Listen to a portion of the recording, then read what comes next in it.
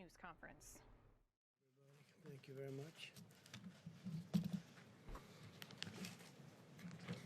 Let me begin by sending America's deepest sympathies to the people of Lebanon, where reports indicate that many people were killed.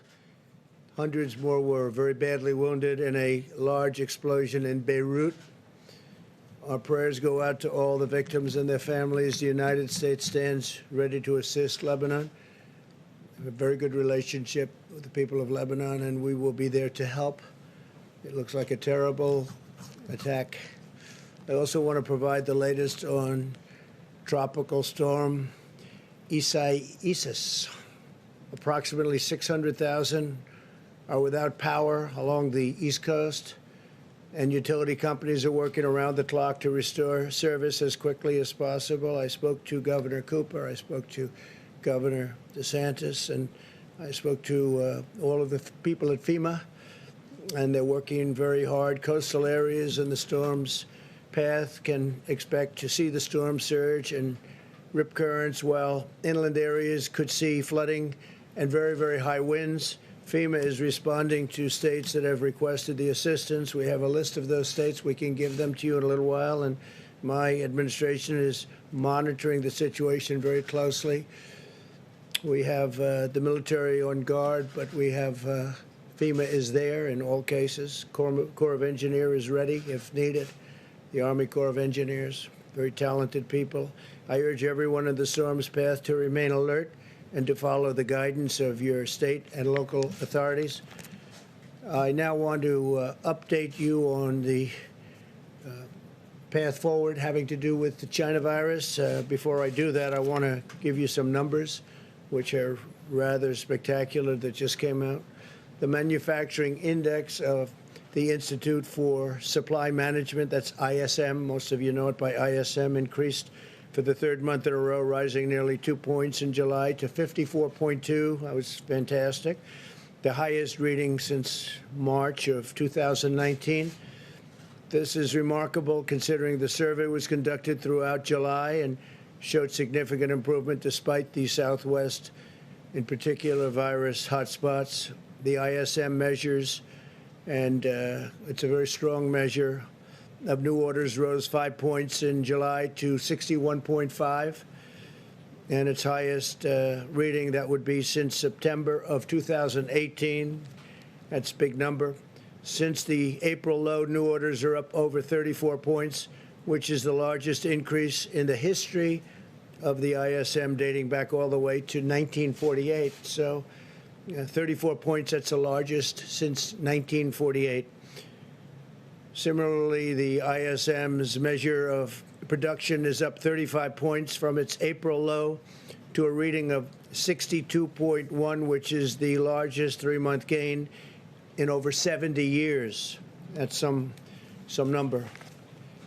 These were somewhat surprising, but I've been saying we're doing well, and those numbers are really spectacular. Automobile sales, likewise, are a key factor in the resurgence of manufacturing. Since the March low of 8.8 million units, with sales and all of the numbers that are going up stunningly, it's 65% increase since then to 14.5 million units, which is a massive number. The great strength and great news is really for states like, in particular, Michigan and Ohio, South Carolina, Pennsylvania, very good, Florida, a little bit. These are great numbers, record-setting numbers. The strength in new car sales is also evident in the used car market, where soaring demand, literally soaring demand, is putting upward pressure on the used car prices. This is a leading indicator of the motor vehicle industry. The need to restock depleted shelves will further galvanize the factory sector, and we think very substantially based on the numbers. We're very happy with these numbers, and I think most people are anywhere from surprised to shocked by these numbers in a very positive way. Economy-wide inventories crashed at a near $320 billion annualized rate last quarter. A crash in that case means a good thing, not a bad thing. That's the largest drop ever on record, ever. Home builder sentiment likewise is soaring, as our home sales sentiment is now higher than last year, and new homes recently made a 13-year high. So we have a 13-year high in new home construction. New business applications are very strong. That just came out. The widely followed Atlanta Fed GDP, and that's something that they have just come out with now, forecasts the new data point and incorporates it into quarterly estimates. It looks like it's showing a 20% annualized growth in the current quarter. So 20% in the current quarter, we'll take that all day long. Let's see if that's right. That's a projection. So we'll see if that's right. The Atlanta Fed, very respected. The virus, back to that, we are continuing to monitor in particular hotspots across the south, southwest, and the west. And we're seeing indications that our strong mitigation efforts are working very well, actually, especially to protect those who are most at risk, which has really been our primary focus ever since we've gotten to understand this horrible plague that's been unleashed in our country by China. As of yesterday, cases are declining in 70% of the jurisdictions compared to 36% last Monday. That's a big, big number. 11 out of 13 states with the positive rate above 10% have seen a decline in daily cases since mid-July. In other states, the data suggests that the need for continuing vigilance always is strong, even though the numbers are getting very good. States that have a test positivity rate between 5 and 10%, and in the states with the lowest positivity rates, we also see slight increases in daily cases in a couple of them. We must ensure that these states do not become new flare-ups, so we're watching them very, very closely. Fortunately, thanks to substantial improvements in treatment and the knowledge we have gained about the disease itself, the recent rise in cases has not been accompanied by a significant increase in deaths. Fatalities nationwide are at roughly half the level of the April peak. So the number of deaths or fatalities are at half the level. One is too much, one death, because this should have never happened to us. It should have been stopped very easily by China in Wuhan. Thanks to our major advances in treatment, we've seen vast improvements in recovery rates across all age groups. Compared to April, mortality rates are 85% lower among individuals aged 18 to 69 and 70% lower among individuals over 70 years old. We've also made significant strides in sheltering those at highest risk, especially the elderly. Approximately 85% of all current cases are individuals under the age of 65. Just getting some very accurate numbers on this. And these are people who are generally at a much lower risk of complications. Since the pandemic began, nearly half of all fatalities have been at nursing homes or assisted living centers. That's an incredible statistic when you hear that number.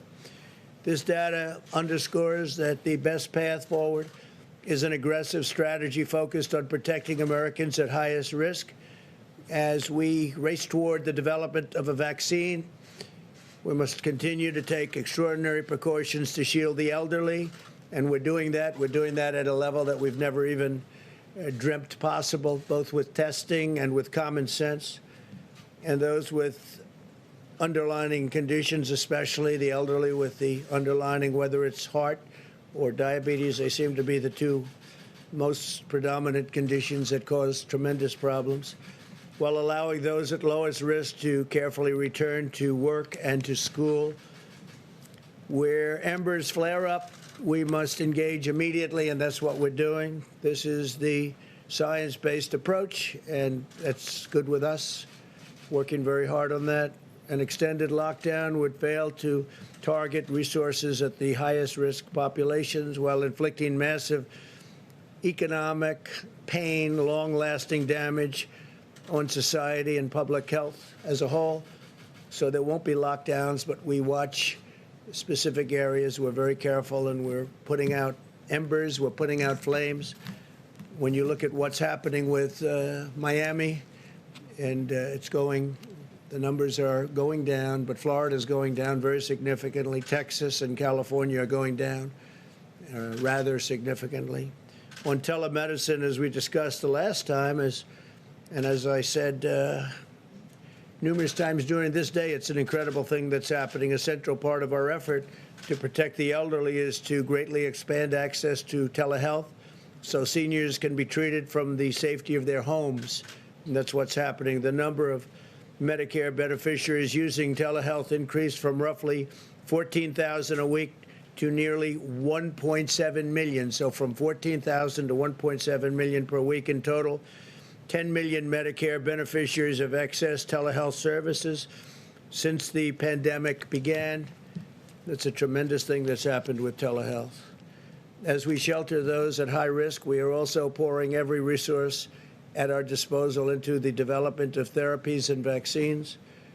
2 vaccine candidates are currently in the final stage of clinical trials, with several more vaccine candidates entering phase 3 in the coming weeks. And you've read and seen what's happened today. Today's news was very exciting. Through Operation Warp Speed, we're also mass producing all of the most promising vaccine candidates, and we're determined to have a vaccine very quickly. We think we're going to have something very soon. We have great companies. These are among the greatest companies in the world. But right now, they don't like me so much because I'm forcing them to drop drug prices, prescription drug prices, very massively. Some of these companies are involved in that. Some of them aren't. We're having you'll see a tremendous drop in price. We're using favored nations. We're using the rebates. We're using everything. So long I've heard about how wealthy the middlemen are. They call them the middlemen. And they are very wealthy. Nobody even knows who they are, but they're very wealthy people. And we're doing the rebates. We're doing purchases from other countries, like Canada, which buys drugs for much less money than the United States is allowed to under a very bad system. I don't call it archaic. I call it bad because it's meant really for drug companies to get higher prices. But under the system of matching that we have, if Germany has a pill for 10 cents and ours is $2, we're allowed to say we want favored nations and we want the pill for the same. The same as the lowest country in the world. If they sell to one country lower than anybody else, that's the price we're going to get. Drug companies aren't too happy about that. Big Pharma. We've also dramatically accelerated the availability of plasma therapies, steroid treatments, antivirals, and other therapies to treat the illness. Today, the NIH, we're very exciting, announced that they're beginning the trial of 2 new antibody treatments, which will take place in 40 cities across the country. We're going to move very quickly.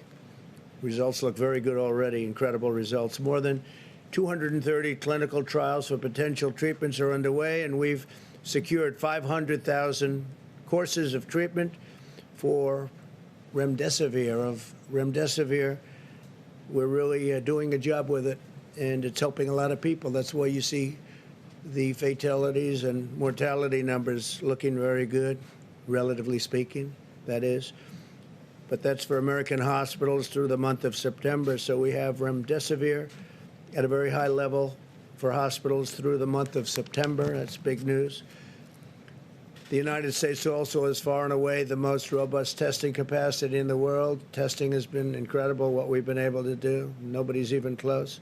Since March 12th, we've increased daily testing by 32,000%. How's that? 32,000%. Somebody would say that must be a typo. It's not a typo. 32,000%. We now have conducted over 61 million tests nationwide, averaging over 820,000 tests per day and nearly 5 million tests per week. And now that we're understanding the virus, we're understanding very much what we're doing with respect to who it affects, who it's destroying, and who gets away with it, like young people, very young people. we'll be having some interesting statements having to do with testing and focus testing. I call it focus testing. By comparison, Mexico, so we're doing numbers that are incredible, but by comparison, Mexico, as you know, the president was here, he's a great guy, but their numbers are much different. They do about 1 million tests. France has done 2.9 million tests. Canada's around the 4 million mark. Australia's around the 4 million mark. The United States is testing more people in a single week than, in many cases, large segments or large, well-known countries all put together. It's been an amazing achievement, the testing and the quality of the testing also. And now we're doing testing where you can have results in 5 minutes, and 7 minutes, and 15 minutes, as opposed to waiting to come back from labs, for it to come back from labs. Over the last several weeks, HHS has opened surging testing sites in Baton Rouge, New Orleans, Phoenix, Miami, Jacksonville, Florida, McAllen, Texas, Bakersfield, California. And this week we're opening new surge sites in Houston, Texas, Atlanta. To date, more than 130,000 tests have been conducted at these sites. Last week, the FDA also authorized the first 2 tests that display an estimated quantity of antibodies present in the individual's blood, which is a big deal, allowing us to learn more about the immune response. FEMA and HHS has worked with the private sector to deliver more than, we have new numbers, more than 200 million N95 masks, 855 million surgical masks, 36 million goggles and face shields, 364 million gowns and coveralls, and 21 billion gloves. Billion. Can you believe that? Billion gloves. And we distribute that to the governors, different states, and when we get on the phone with them, they're very happy, that I can tell you. No complaints from any of them. They're very, very happy. What they say to you separately maybe will change for political reasons, but they are very happy with the job we've done. In our national stockpile, we've tripled the number of N95 masks on hand to more than 40 million, tripled the number of gowns to 15 million, and quadrupled the number of ventilators to nearly 70,000. These numbers are growing every day, and we're now making thousands of ventilators, many thousands of ventilators a month, and we're getting them to other countries who are desperately in need of ventilators. They're very hard to produce. They're very complicated machines. So we're fully stocked here, and we've made sure that every state is fully stocked, but we're getting them to a lot of countries that need help. We'll continue to work with the governors and local authorities to help them ensure significant hospital capacity, protective equipment, supplies, and medicine. I'm more confident than ever that we will get a vaccine very soon, and we will defeat the virus. And I want to thank you all for being here. We'll take a few questions. Yeah, please. Yeah. I wanted to ask you about Kodak. You had a big announcement the other day about getting Kodak into the pharmaceutical business, but the SEC is now investigating what happened. Can you say a word or two whether you think that there might have been some kind of a problem in terms of how those arrangements were made? Is there any grounds for concern from your perspective? No, I don't know. I wasn't involved in the deal. The concept of the deal is good, but I'll let you know. We'll do a little study on that. We'll find out. If there is any problem, we'll let you know about it very quickly. But I wasn't involved in it. It's a big deal. It's a way of bringing back a great area, too, in addition to pharmaceuticals. Kodak has been a great name, but obviously pretty much in a different business. And so we'll see what that's all about, but we'll let you know very quickly. Yeah, please. I just want to follow up before I ask a coronavirus question on Lebanon. You called this an attack.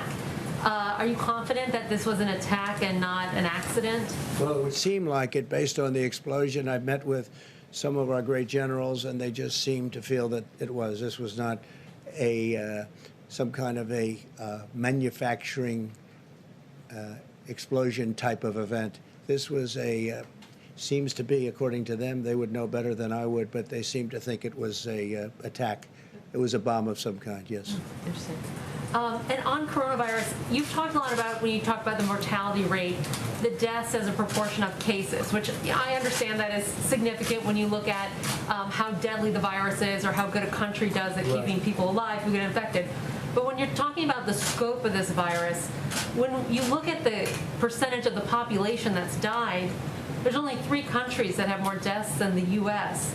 So how do you explain that why the percentage of the population who's died is so much higher in the U.S.? Well, I think actually the numbers are lower than others. I'll get back to you on that, but we proportionately are lower than almost all countries. We're at the bottom of the list. And we're, relative to cases also, we're at the bottom of the list, which is a good thing being at the bottom of the list. But I can get back to you. We have about 4 or 5 different lists on that.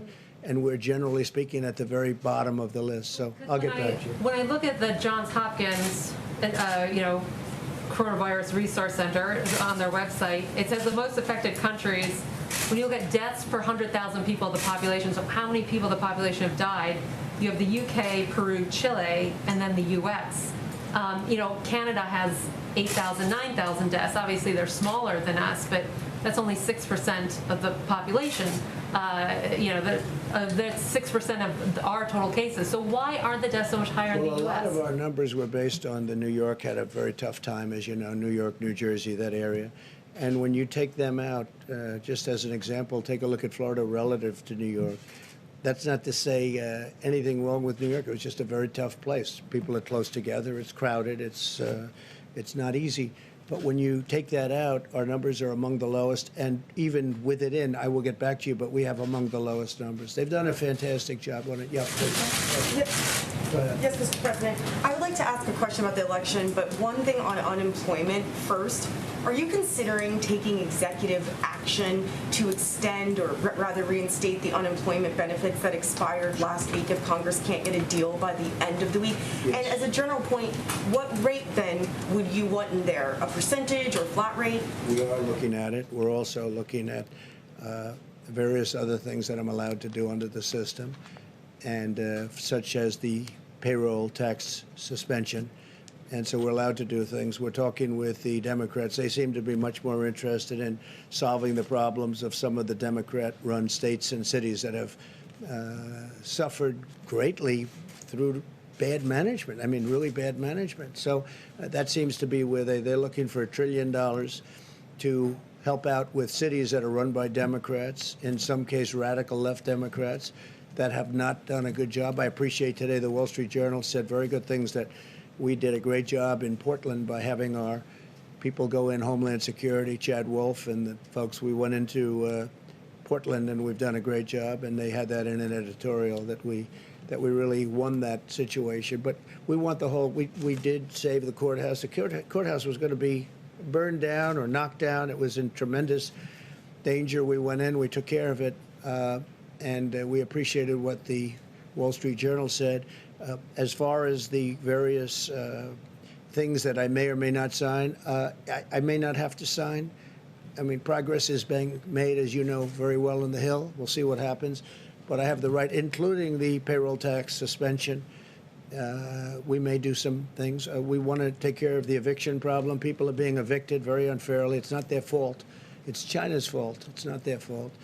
And people are being evicted, and we can do that with an executive order. So if we don't get, and we want to do it relatively quickly. I mean, even from the standpoint of COVID, people get evicted, and then they go into shelters, and there are thousands of people in the shelters, and this is not a time, you never want to be in a shelter, but this is not a time to be in a shelter with the COVID.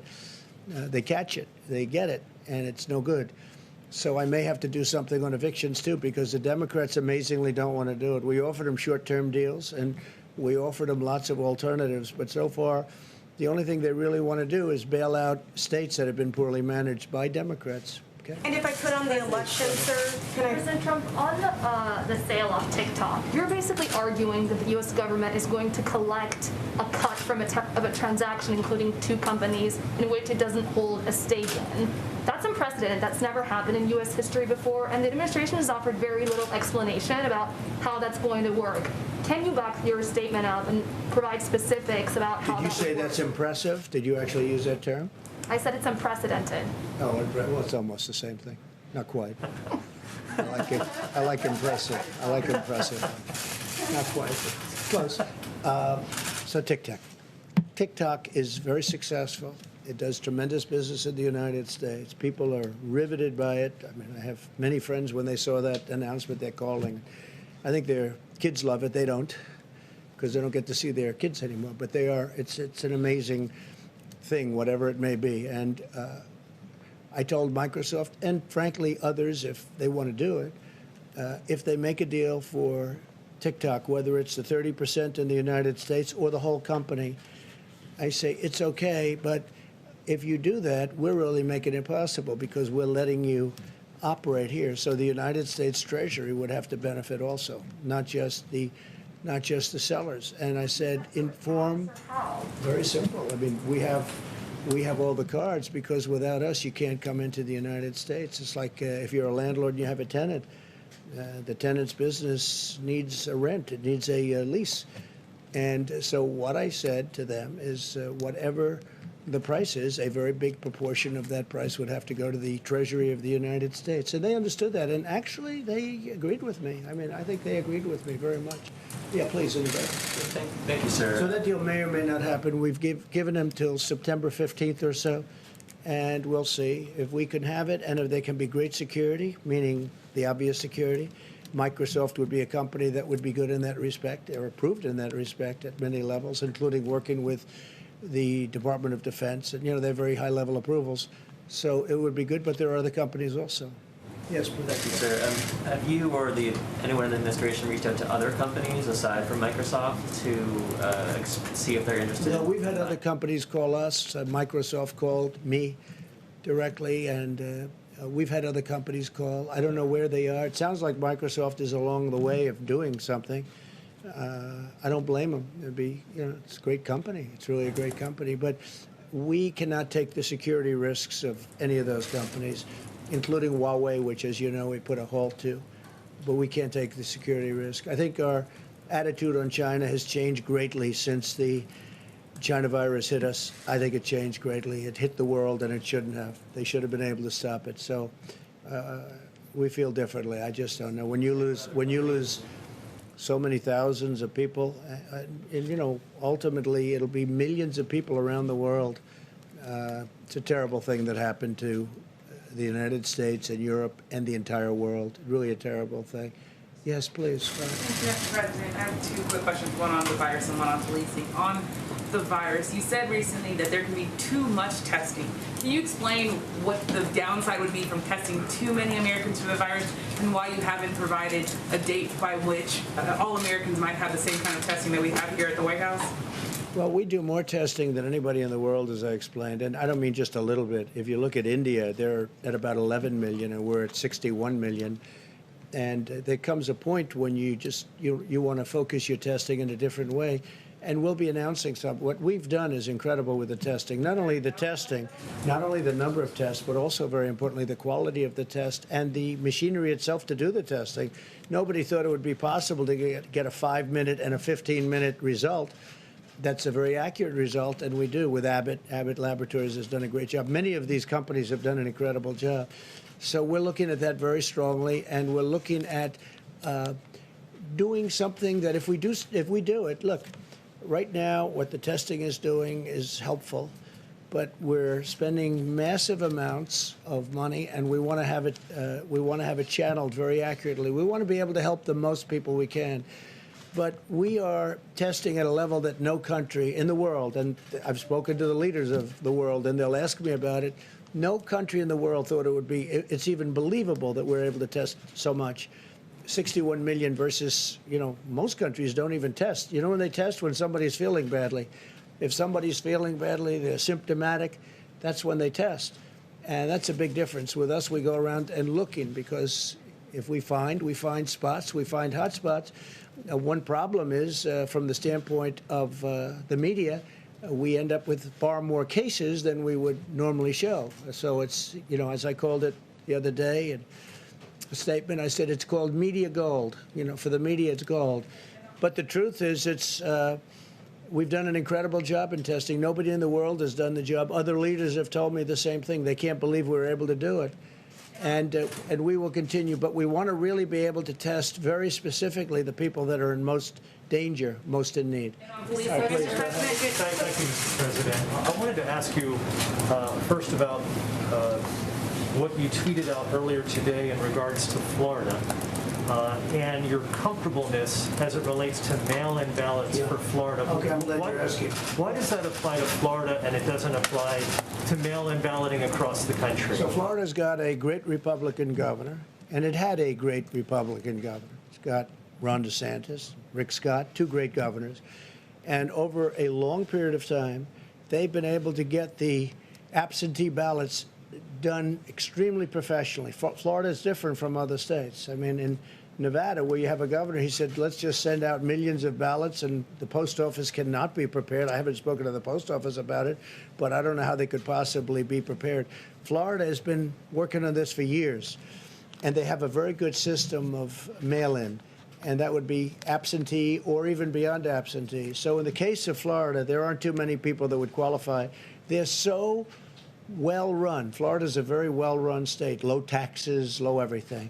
They've done a great job, really a great job. And the two governors, between the both of them, they've really got a great system of absentee ballots, and even in the case of mail-in ballots, the postal services are built up there. You know, it takes a long time. When you look at the Carolyn Maloney election, I think and I'll give you the story, I think you have to do that election over. That election's no good. You have to take a look in New York. They have thousands of ballots. They don't know what happened to them. Is there fraud? It's a disaster. And that's only for a relatively small number of ballots. But I think they have to do the election in New York over. The Times wrote a big story about it yesterday, front page story. It's a disaster. It's a mess. And they have to do that. I think they have to do that election over. Nobody can know what the election result is. So in the case of Florida, they've done a great job. They've had tremendous success with it. But they've been doing this over many years, and they've made it really terrific. So for Florida, you can mail in your ballots. You don't have to go. In maybe a couple of other states, they've worked out a system. But this took years to do. This doesn't take weeks or months. In the case of Nevada, they're going to be voting in a matter of weeks. And you can't do that. I can't imagine the post office could do it. All of a sudden, they're supposed to be dealing in millions of ballots. But Florida's done a great job, and we have total confidence that if you mail in your ballot in Florida, it's going to matter. Thank you all very much. Thank you. Thank you very much. What about in other states? Would you encourage voters in other states to request ballots and mail-in vote?